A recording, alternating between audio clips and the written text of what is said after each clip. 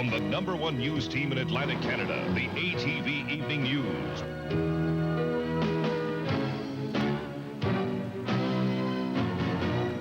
In just a few short years, they rose from political wilderness to political force. But today, the Confederation of Regions Party may be headed back to wilderness. Good evening, everyone. Today, the party held its leadership convention. There's more at stake than just dank day across the 3 provinces. And as I say, we have this weather system coming in. If we pull up the satellite picture, we'll see the shield of moisture coming up the eastern seaboard, and that'll be here tomorrow. And with that, bringing in the rain and the bursts of strong easterly winds, and just not a good day to be out running around. So that wraps up the quick look at the weather. I'll be back later, of course, for the complete weathercast. Now let's take a look at the sports and go over to Ricky. Ricky? Thanks, Phil. Coming up, we look ahead at sports and take a close-up look at a young man who can kick a football better than just about anybody. That story and more coming up tonight in sports. Now back to Janice and Jonathan. Thanks, Ricky. Lots more to come tonight. It's that time again, time to hit the slopes, or have you hit the slope? Well, anyway, ski hills are gearing up for what they hope are going to be a busy season. And as I said just a minute ago, it's that time of year for a tradition here at ATV. It's our annual Christmas Daddies Telethon. The big day is tomorrow, beginning at noon here on ATV. We'll take you behind the scenes to show you all the last-minute preparations. Coming up next.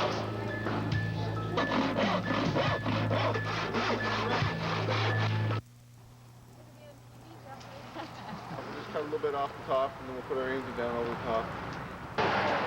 Oh, yeah, it is hard to believe. But yes, Christmas is just 3 weeks away. People are out getting ready for the big day. Christmas tree lights, as you can see, are popping up right across the Maritimes. Operators, though, say they don't expect to be really busy until there's a dusting of snow, and then it really begins to look like Christmas. I can live without the snow. Me too. Well, it is a tradition in another way here in the Maritimes, and its stature in the community will be reaffirmed again this weekend.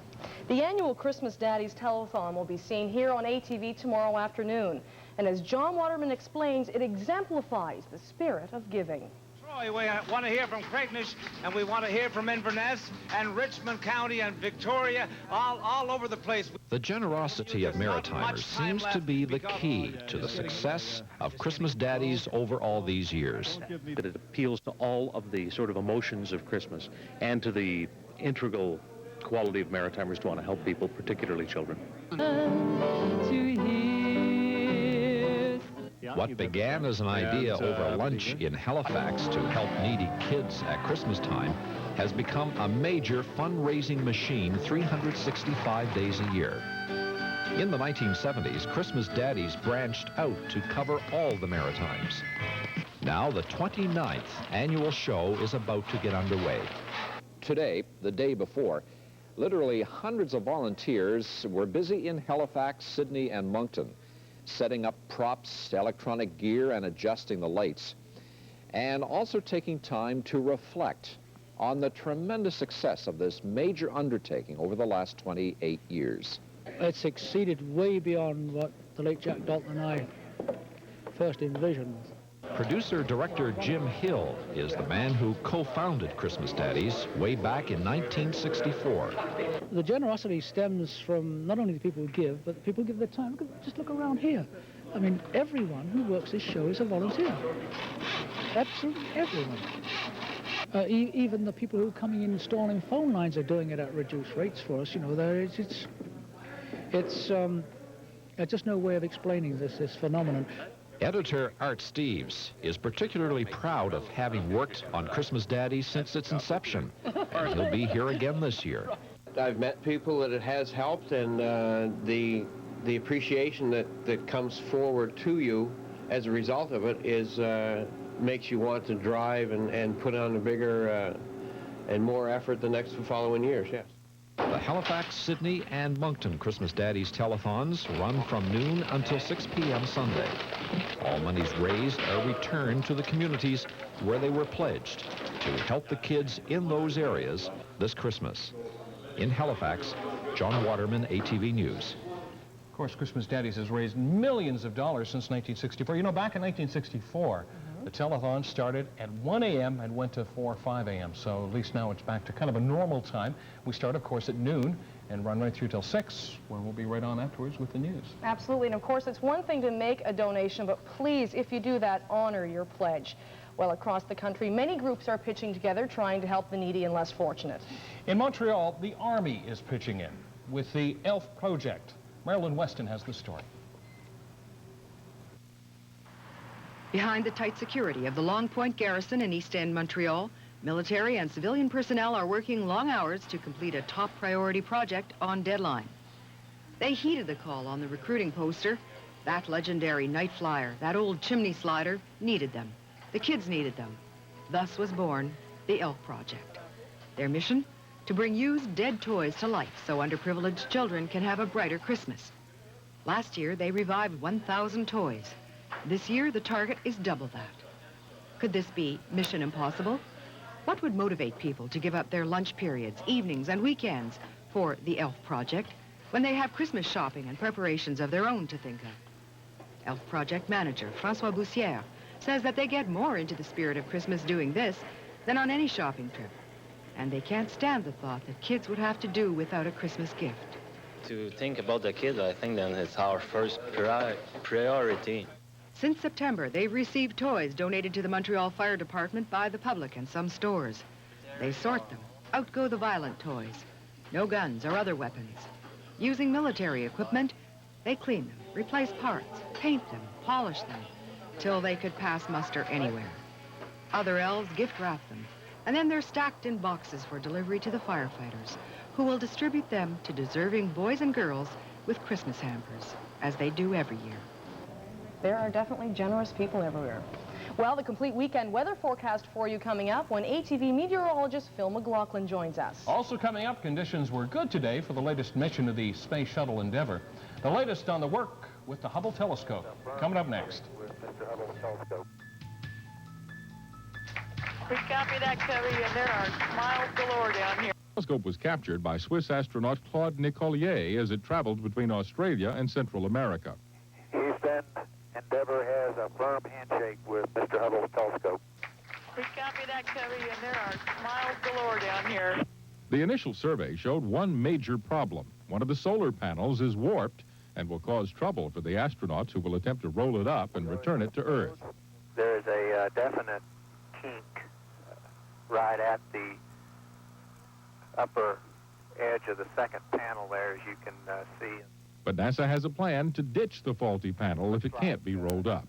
To take the solar array as is, if it fails to retract, stow it on the side and put on a new solar array, and then we will have to jettison that particular solar array. As the telescope continued to orbit the Earth, cameras on board examined every nook and cranny for any additional damage. The next big job for the astronauts will be a spacewalk to replace gyroscopes and fuses. It's scheduled to begin just before midnight Eastern Time. As the mission continues, astronauts will go outside at least 5 times to repair and replace parts. The goal is to make the telescope fly and see straight. A new CNN Time poll suggests 7 out of 10 Americans have a great deal or a fair amount of confidence that NASA will be able to get that job done. John Holloman, CNN reporting. Historic hardware from the Russian space program is going on the auction block. The items up for bids include space capsules, space suits, and a lunar surface rover that's still on the moon. More than 200 items go on display today at Sotheby's Auction House in New York, with the auction set for next weekend. Back in Canada now, a small Canadian trust company with branches nationwide has folded. Prenter Trust is being liquidated because its losses in mortgage and real estate have reduced its capital below required levels. Prenter has 13 branches, 3 each in Vancouver and Toronto.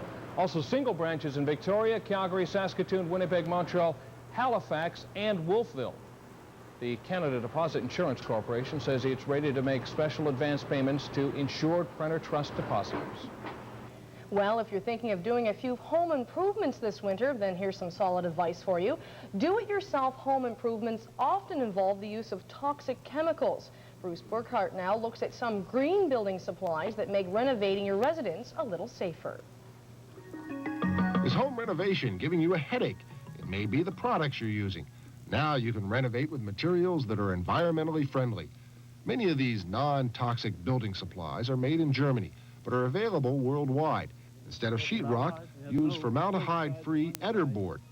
Why is formaldehyde a problem? Formaldehyde is a problem because it's a human carcinogen, potential carcinogen. Joint compound made from plant resins and linseed oil. They're basically the same ingredients plasterers used in the Renaissance. To decorate your new walls, try a non-toxic paint. They've taken out the fungicides, a lot of the biocides, and the preservatives.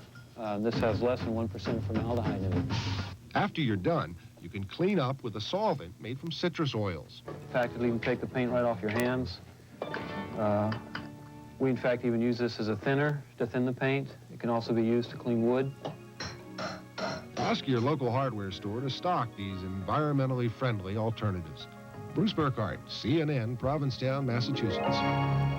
The latest on the weekend weather scene for you. In just a few minutes from now, we're hoping for a good forecast for ATV's Christmas Daddies Telethon tomorrow. And then, get out your skis. It's time to hit the hills.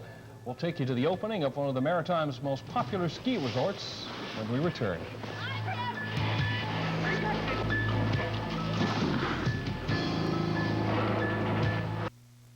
Buying the right truck doesn't have to be a puzzling experience, because with Ford F-Series pickups, the puzzle is solved.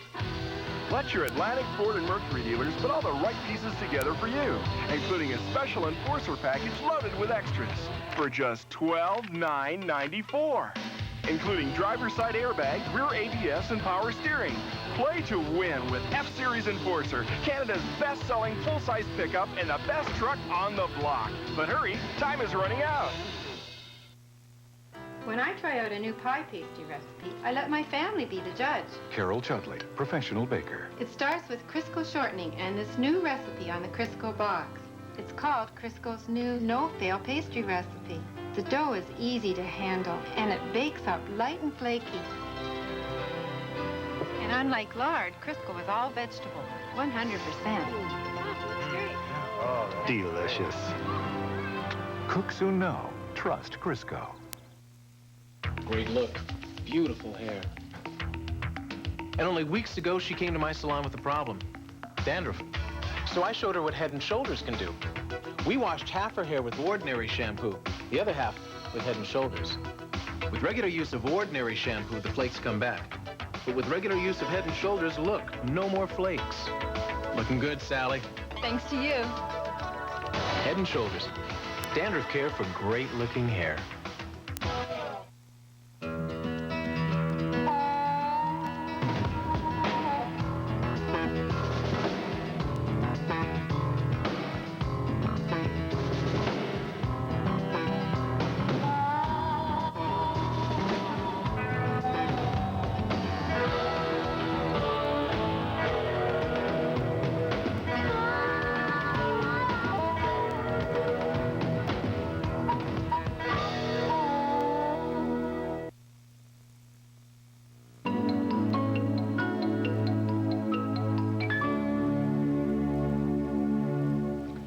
Couple of days, pretty warm, you know. I thought, beautiful. Golf courses were closed. They shouldn't have been.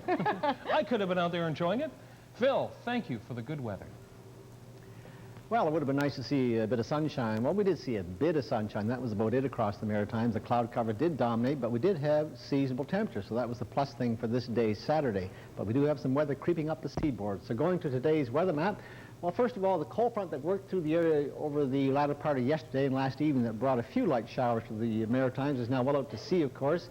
And now we're watching this rainmaker to the south and southeast of the Great Lakes. Quite a bit of rain in that system and some severe thunderstorms as well. And down in the Mississippi area earlier today, some of those thunderstorms spawned tornadoes. So we certainly don't want that up here in the Maritimes, and I don't see it coming, of course. But we will have the rain come in, and ahead of the rain will be a little bit of light snow, wet snow, and then changing over to rain through the morning hours of Sunday, and then rain for the rest of the day. And also with this system, a very tight pressure grade associated with it, and with that reflects strong winds for the day tomorrow as well. So we'll take a look at the satellite imagery for the whole continent, and here we can find this shield of moisture, and of course the cloud cover now right in over the Maritimes and has been all day, thickening up as the day went on. And a lot of rain, as I say, with the system. That'll track right across, and the actual low pressure system will track just to the south of the Maritimes through the day Sunday. So we'll sort of be flirting with the temperatures above and below the freezing mark, so there could be a bit of wet snow mixed in with the rain as well, but primarily rain out of this system across the southern part of the Maritimes, up to the north, maybe a bit of more concentrated wet snow through that area. Once it does get through late Sunday into Monday, a bit of a drying trend coming in behind, a little cooler as well, to take us more into the week, and with that, generally fair weather skies. So here's today's jet stream. We'll go right to the main jet itself. We could call this a storm track, which it is, come right up across the Maritimes, and that will steer that weather system coming out of the Great Lakes right into our area through the day tomorrow, and with that, inclement weather.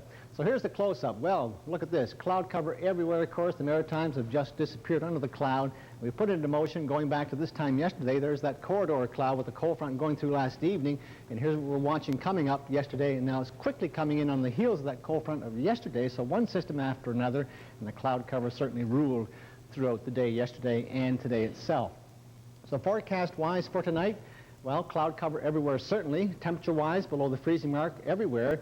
Around the freezing mark or just below, and the cloud cover thickening up more and more. A few light snow flurries to begin, I would think, around midnight, but no significant accumulation expected.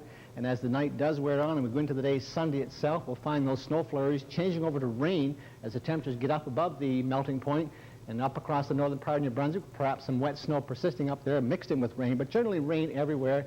And look at these wind arrows coming out of the east, and quite brisk to strong, 50 to 80 kilometers per hour, so windy, wet day, and another mild day, I guess we could say, for the day Sunday.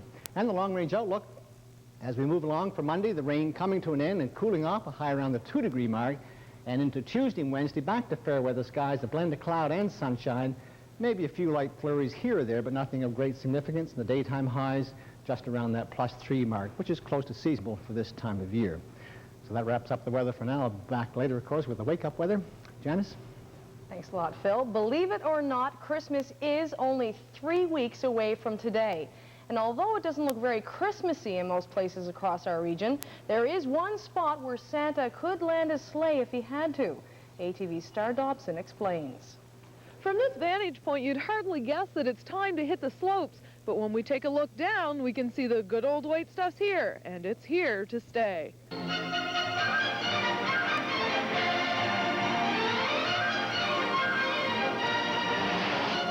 And that makes some people very happy.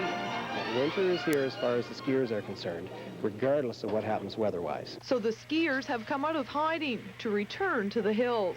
I'm a racer and I'm trying out for the Canada Games team this year, so I'm trying to get as many ski miles in as I can. Jennifer Pratt has been anxiously awaiting this day all summer long. She's been skiing for years. Since I was 3. How old are you now? 6. How come you like going skiing? Because my daddy's a ski instructor and it's really fun. Ah, are you pretty good? Uh-huh. But the slopes aren't just for skis anymore.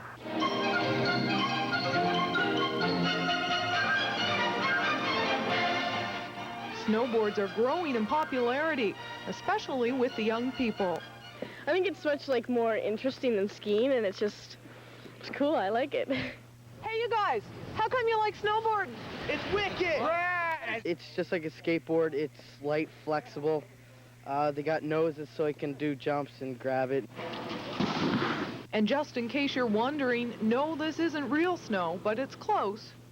This is what we call Oreo cookie skiing, actually. It's white in the middle, brown on the sides. Everybody's having a great time. We're looking forward to a really great season. On the slopes of Martok, Star Dobson, ATV News. Have you ever gone skiing before? No, I haven't either. Grew up in British Columbia, surrounded by ski mountains. Why not? Never tried it. Be honest. Not a fear of skiing, the fear of spending thousands of dollars on skis I'd only use once. Really? Yep. For me, it's fear.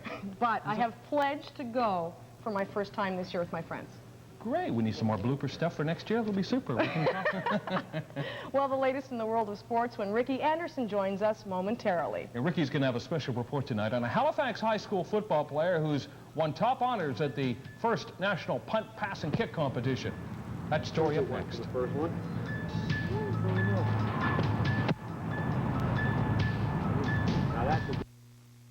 Co-op members on service. I'm served not only as a client, but I'm served as an owner, and that's a big difference. There's a friendliness and an atmosphere of goodwill in the co-op stores you do not find in other stores. I can ask for a cut of meat that maybe is not out on the shelf right now. The staff treat you with such respect and integrity. They are cooperative. They really are. They go out of their way to do things for you. You are the co-op.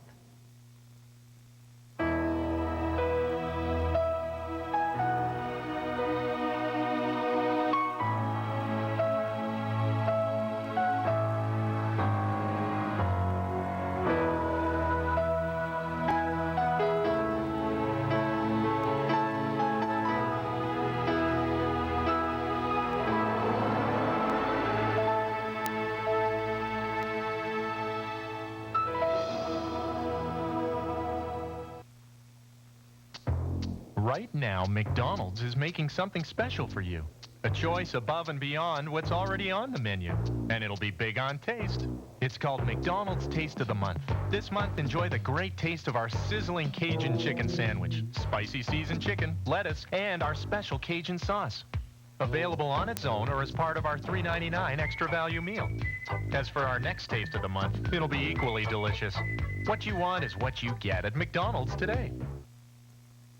Hi, my name's Glenn Harrington. What I'd like to do is show you the largest and the most professional heavy equipment training school in Atlantic Canada. All the big players are here. John Deere, Case, Cat, Hitachi, Champion. What I say to my competition, if you can't run the big dog, stay in the porch and mind your own business. Look at all this for only $2,500. Be fair, compare. Pick up the phone, call the number on the screen, come on down, check it out. What I want to do is make a champion out of you.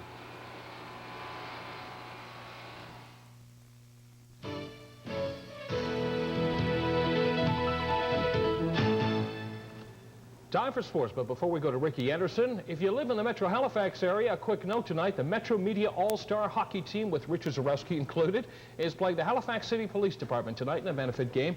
Proceeds go to the Metro Food Bank. Game starts at 7 at the Halifax Metro Center.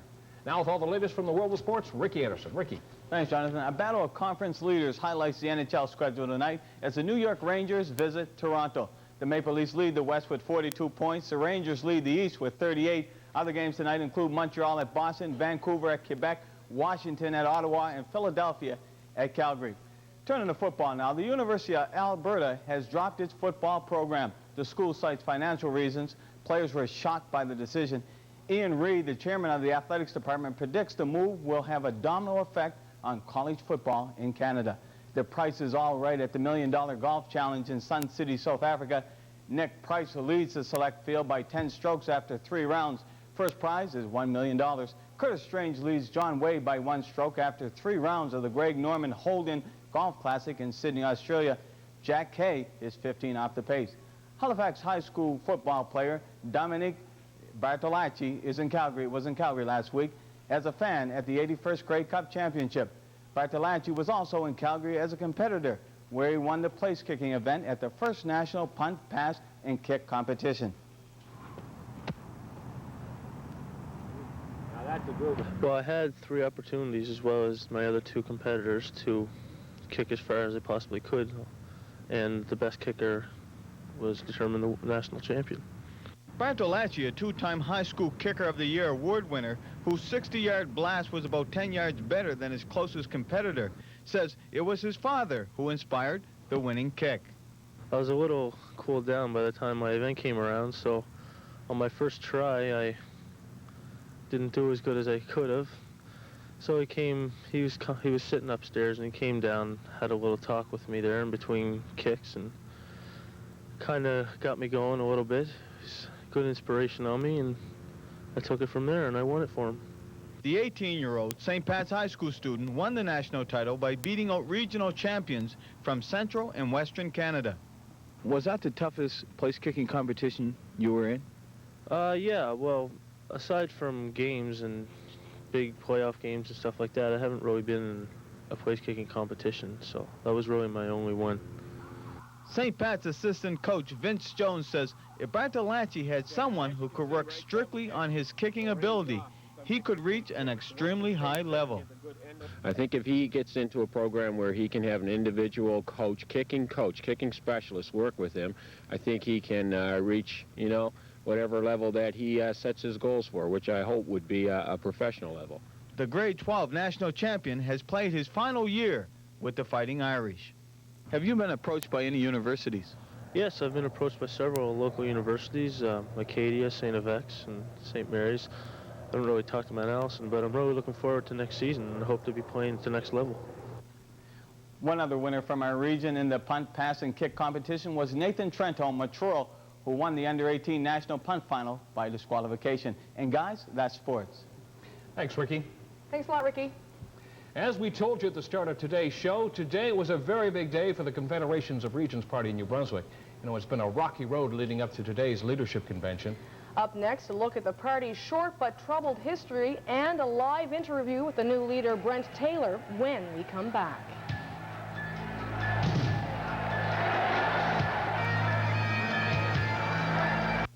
When the choice is choice, it's abundantly clear. The taste of the people is different right here. Some like Italian, some French cuisine. That's why there's Stouffer's lean cuisine. Peppers, pastas, and Parmesan cheese. Fettuccine, zucchini, Stouffer's lean cuisine, please.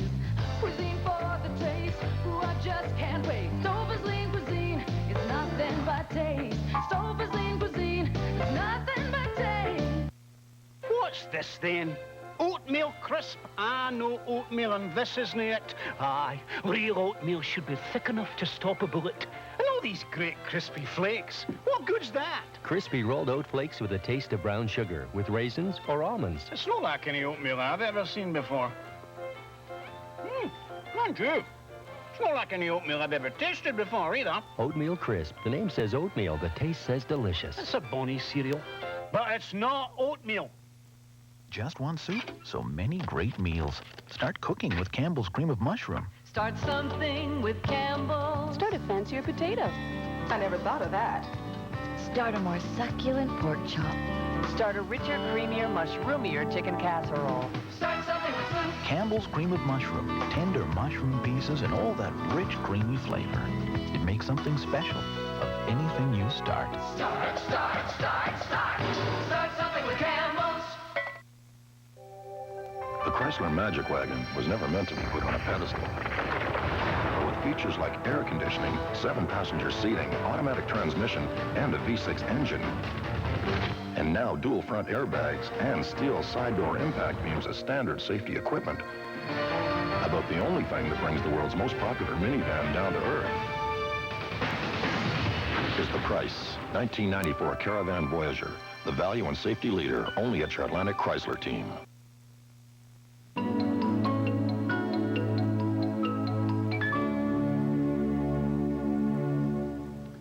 In just a moment, we'll be going live to Moncton to talk to Core Party new leader, Brent Taylor. But first, some background history. You know, the Core Party has had a brief and bumpy history, which, of course, was culminating up to today's leadership convention. How did New Brunswick's official opposition party end up in a leadership squabble? And more importantly, where does it go from here? ATV's Kate Lettrick with more now on the party's past and future. In September of 1989, the Confederation of Regions Party held its founding convention, and Arch Pafford swept to power as the first leader. Barely 2 years later, after a summer of discontent with the McKenna government and massive public sector strikes, the party had its first taste of political success at the polls, taking 8 seats and forming the official opposition party. But Pafford lost that election, and a month later he introduced reporters to the new interim leader and the man who would later become official leader, Danny Cameron. The party's trouble started early this year when board members attempted a non-competence motion against Cameron's leadership. Since that time, there has been escalating infighting and expulsions from the party. Toy leader Dennis Cochran says it's been like watching a soap opera. See, I'm amused when I pick up the paper and listen to the media every day and find another installment of something that I didn't believe could go any further. But I think most New Brunswickers are fed up with that. The end result is this weekend's leadership convention, one that Danny Cameron refuses to acknowledge. Are you going to be watching what happens in Moncton at all? No, I don't think so. It'll unfold without me. But the Tories, who some say are in a position to form the official opposition if there is a core split, are watching carefully. Dennis Cochran says New Brunswickers are questioning CORE's ability to provide leadership. And I suspect when they look at the official opposition with the way that their saga has been unfolding, they perhaps question whether or not that group of people could provide a good government for all New Brunswick. And what everybody is waiting to see is what will happen when the legislature sits on Tuesday. Who will be recognized as the official leader of the opposition. Madam Speaker is the person who decides under our rules and procedures who will be recognized as the leader of the official opposition. And I can assure you there will only be one under our rules. Danny Cameron says he's sorry it's come to this, but he doesn't rule out suspending Brent Taylor and Albert MLA Beverly Brine from the caucus. They say we have a difference of opinion. It's reached gigantic proportions, which I think was unnecessary. The whole thing was unnecessary if they just simply had a review with me, and that didn't happen. So I think maybe there'll be some explanations called for after Saturday, that's all. In Fredericton, Kate Letterick, ATV News. Now to Moncton, where we're going to find out the latest from the new leader, Brent Taylor, who just won the Core Leadership Convention this afternoon. Mr. Taylor, thanks for coming in at last moment. Tell me, what do you feel you've won today? Do you feel that you really do control now the Confederation of Regions Party? Well, I think the membership control the Confederation of Regions Party, Jonathan. I think I was elected leader today, duly elected leader at a duly constituted convention. And hopefully by being elected leader, I've been able to make sure that the members themselves are back in control of the party. I think it's control that they've lost over the last 18 months or so. Looking back at some of the pictures that I saw earlier today and some of the prelim reports that led up to this, and also being a reporter back in September of 1989 in Fredericton for the first leadership convention, there were close to 4,000 people at that convention. Today you had slightly less than 700 voting. Is this whole leadership convention taking something from the party? Are members dropping off because of what's happened between Mr. Cameron and you? I don't think that the convention has taken away anything from the party, but the events leading up to the convention, the last 6 months of leadership review process, which has taken place, have caused the party a considerable injury, and there are a lot of people in CORE who have decided to kind of step out of the mainstream of the party right now. A poll that was released last week showed our party at before seen low numbers, but those voters didn't go anywhere else. They didn't go to the Tories or the Liberals or the NDP. They're still out there in the undecided category. So while our attendance at meetings has been a little lower than usual lately, I think it's because those people are out but wanting to come back, and if they see some decent political product coming from our party again, they'll be back. But this isn't the end of the fight. Mr. Cameron has already said, and other people in his faction have said, they are not going to roll over and let this happen. And in fact, we're all wondering in the media right now, who is the real core party? Given that, how do you create any sort of unity out of this when you do have the party and your own MLA split? Well, I actually don't know how we do it, but I know that we have to do it somehow. So what I'm going to do over the next couple of days is try and make contact with each and every one of the MLAs that represent us and carry to them the message that I received at the convention, this message of trust, and ask them if they can accept that and get along with that and work for it. I won't be asking them for personal loyalty to me. Some of these MLAs have said some very unkind things about me and my motives and those who support me and those who supported Mr. Pafford.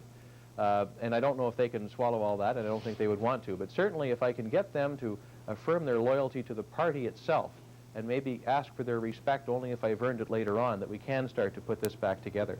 Well, let's look at one other faction of this, putting it back together. We didn't get an accurate count, but we do know that at least 2 of your MLAs weren't there today, Mr. Cameron being one of them, and the member from Riverview.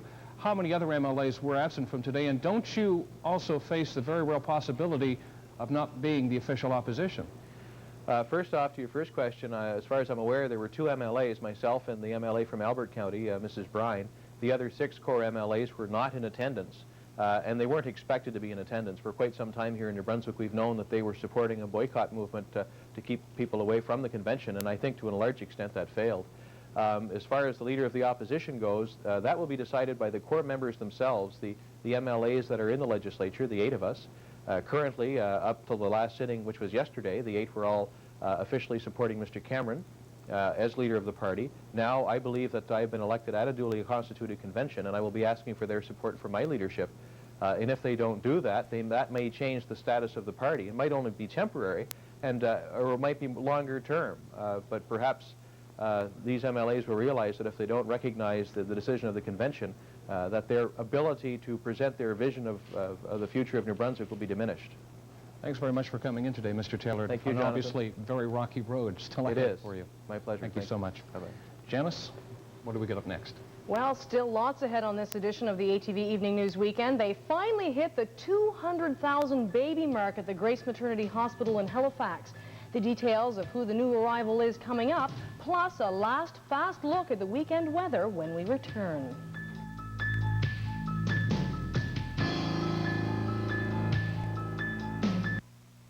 What do you want for Christmas? I want a bicycle, a Triceratops, a talk show. I want a younger brother.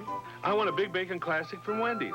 Biggie fries, an ice-cold drink to go with it, and a skateboard. Around here, you never know what you'll be doing next. Hauling hay out to the zebras, pulling somebody out of the mud. You know, I think I've shoveled more species of manure than anyone in the country. But the Mazda trucks are dependable. That's the big reason. And strong. The all-new Mazda B4000 pickup, now with the strength of 4-liter V6 power. Because you'd be surprised how quickly a Rhino can accelerate.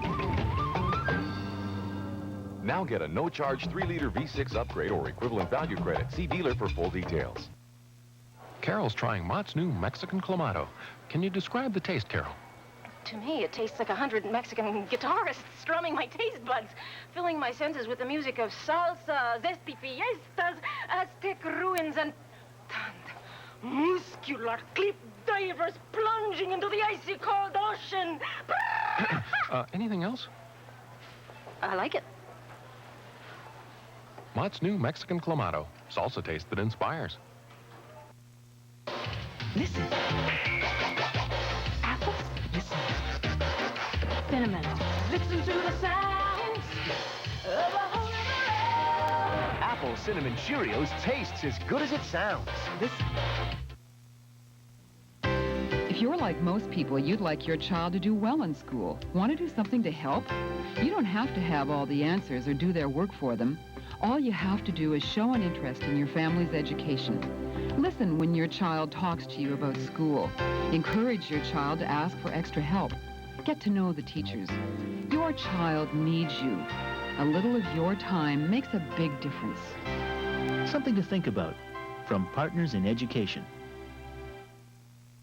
Yes, most of it is homemade, and it's all been donated by our people that work with the CNIB, volunteers throughout the community. So most of it is homemade fruit cake, mittens, and lots of things.